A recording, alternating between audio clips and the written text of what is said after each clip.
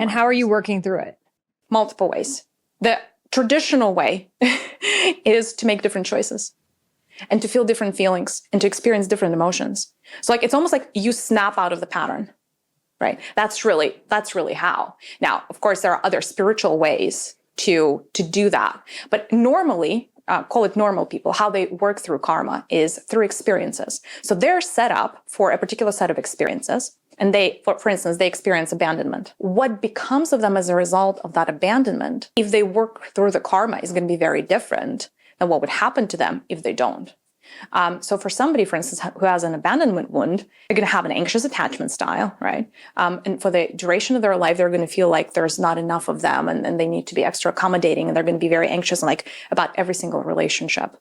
An example of working through that karma is understanding that you're never alone. Right.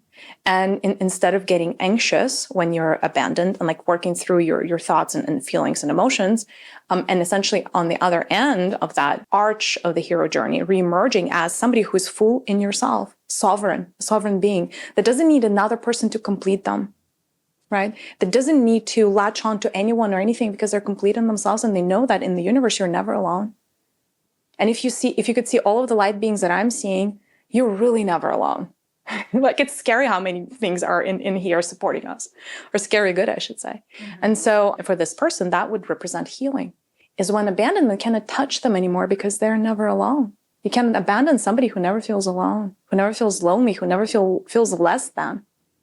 Yeah, so that would be an example. But very often, the traditional way of working through karma is getting to the same karmic pattern, choosing a different path.